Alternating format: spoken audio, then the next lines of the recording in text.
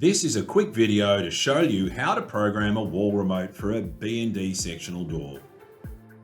Remove the controls cover on the back of the opener for direct access to the control panel buttons. Press the mode button repeatedly until the remote LED is lit. Press and hold down the blue close button. The close button looks like a big down arrow. Press and hold any available button on the wall remote for 3 seconds and release.